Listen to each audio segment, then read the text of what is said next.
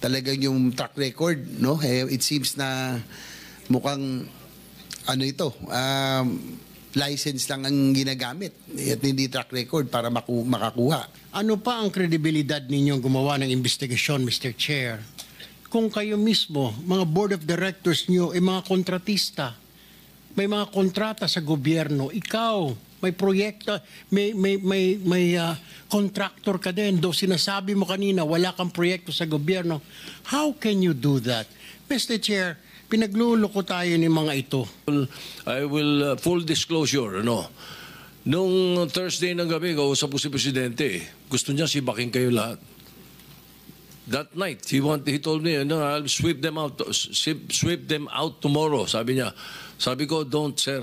Dahil may hearing pa kami sa Lunes. I want to hear them. At baka pag sinip mo yan, wala na yan, hindi na magsisipot yan. And this information that you are giving us now and that we are unearthing will help the committee in formulating a law. So, Minority Leader, dapat pala magpasalamat sila sa atin at nandito pa talaga, sila. Pasalamat pa kayo dahil kung walang hearing, sinibak na kayo ng Biyernes pa ni Presidente. Pero, siyempre may mga due process naman dyan, Senator, di ba?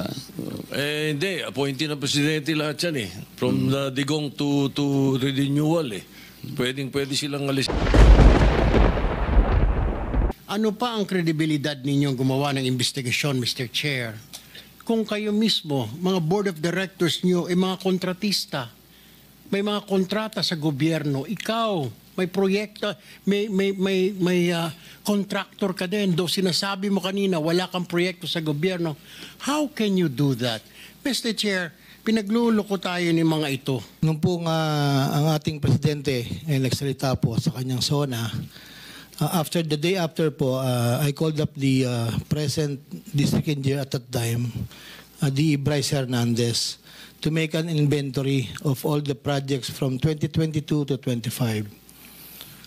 Tinawagan ko po siya dahil sabi ko kailangan inventaryohin yan. Ang assessment ko lang po, baka mamaya po ay may mga kulang na haba, 1 metro, 2 metro, pa revalidate po. After 2 days, tumawag po ulit ako sa kanya. Sabi ko, anong balita? Mayroon ba tayong mga defects na kailangang ayusin? Sabi niya po, wala. After, nasa 4A na po ako noon, OIC Assistant Regional Director na po ako, nagpa-Zoom meeting. Kailan po kayo lumipat ng 4A? June 16 po, 2025. So, nag-Zoom meeting po kami.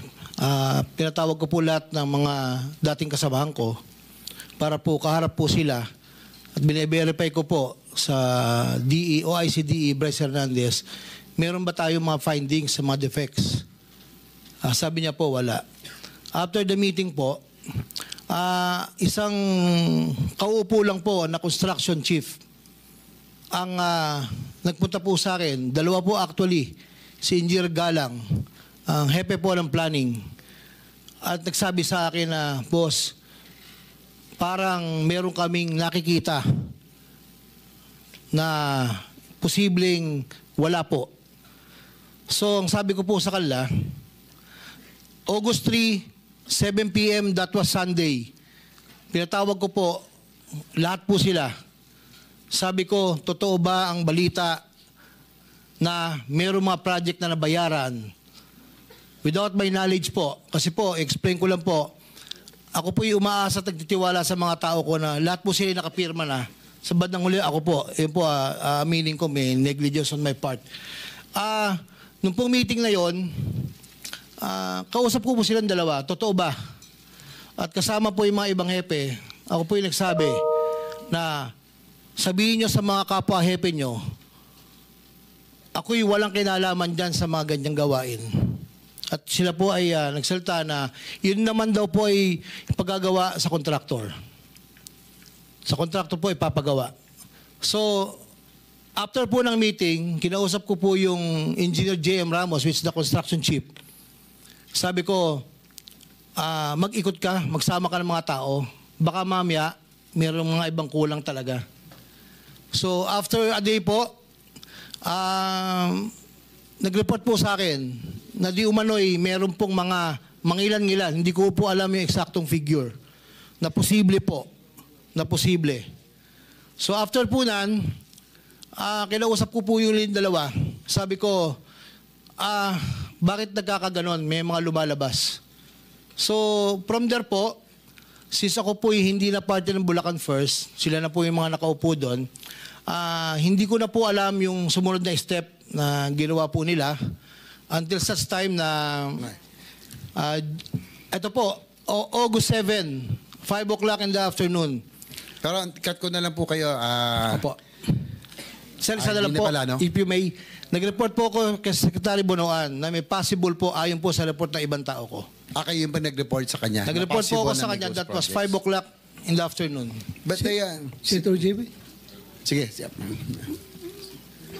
Mr. Chair, kailan ka pinalitan ni Bryce Hernandez? June 16 po, 2025. So bago lang. Yes po, Your Honor. June 16, 2025. Yes po, Your Honor. Alam mo, yung staff ni ni Senator Lacson, isang araw, 2 araw lang nilang pinuntahan, na validate nila kaagad, na pinpoint nila agad kung saan yung ghost project na yan na sinasabi. Tapos ikaw, na dating DE ng distrito na yun, hindi mo alam na meron pala? Yes, Your Nagtanong Honor. ka pa sa mga tao mo? Kasi po, ang proseso po namin, ang una pong dapat po in charge sa project ay project engineer. Sila po ang nakakaalam dyan sa site po. Project engineer, may materials engineer, may project Huwag na tayo inspector. magpapasahan Opo. dito lang, Kwan. You are the district engineer Yes po. of that engineering district. Yes, Your Honor. Ngayon, pipirma ka doon sa papilis para mabayaran yung ghost project na yan. Sir, Di ba? if I may explain po, Your Honor. Hindi, tinatanong ko, pumipirma ka ng papel, di ba? Yes po, Para Your Honor. makaklaim sila ng full payment. Yes po. Okay.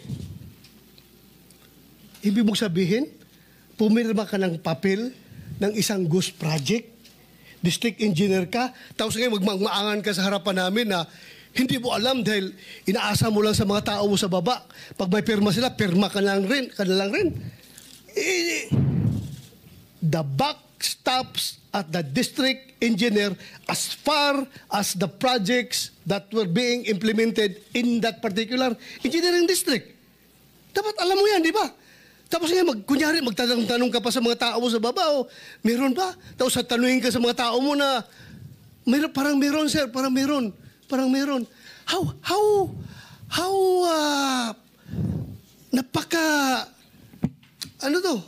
Napaka-hirap intindihin na ikaw, district engineer, hindi mo alam.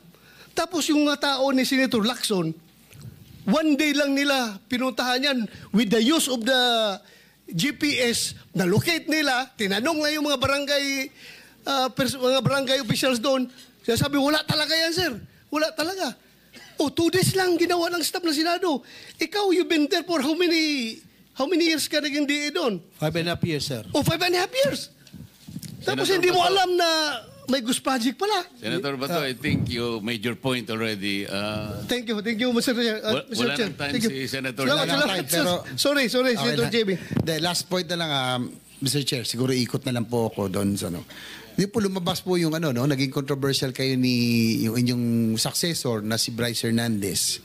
Yung inyong lifestyle, no? Kasi nga, how can a district engineer afford the kind of lifestyle? Nakita niyo Marilo, no? Kayo nga, nakapatik Philip. Si Senator Bono, kung psychopathic lang eh. No? TW still na ngayon, promoted na. Si Bryce Hernandez, ganoon din po. At ang meron ako, Mr. Chair, may information tayo. Na kaya gusto ko sana makausap si DE Bryce Hernandez. Pumapasok daw ito ng DPWH, naka-Ferrari pa. Sinitan nyo lang. Kasi nga, baka masyadong mahalata. Ang tanong ko lang po, ano oras po kayo pumapasok noon kayo po ay nasa Bulacan pa? Hindi po fix po lahat. Minsan po pag may meeting sa umaga sa NLEX Petro, nakipag-meeting po and then dumidiretso po ako sa office around 9 to 10 o'clock po. Ang aking informasyon, Mr. Chair, ay 10 a.m. Yes po. Kadalasan doon kayo pumapasok.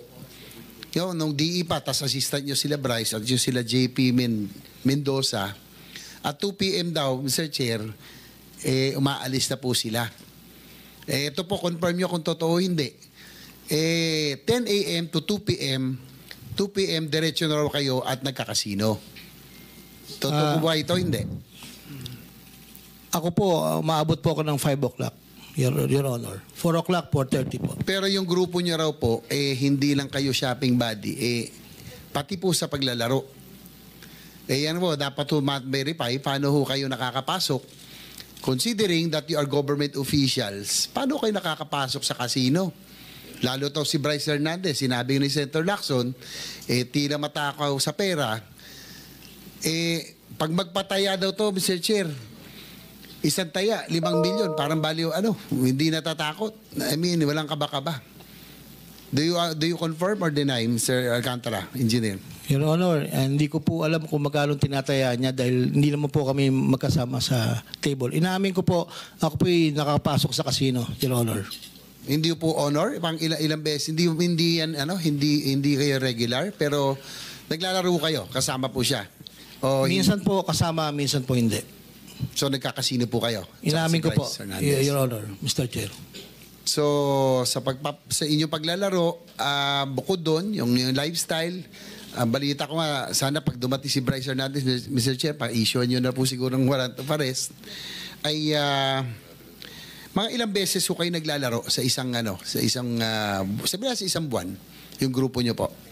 Mga 2 hanggang 3 po, Mr. Chair.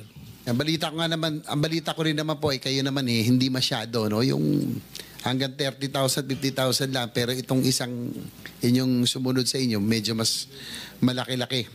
So Mr. Chair, pwede ho kaya natin pakuha ang CCTV footages ng kanilang di umano'y field trip araw-araw sa casino. If you can ask siguro yung Soler North kasi yun ang pinakamalapit doon po sa norte, no? Meron pa ako mga tanong sana, Mr. Chair, pero I'll just ask siguro on my next round, Mr. Chair. Thank you, Senator. I Mr. think Chair. you have sufficiently established that aspect.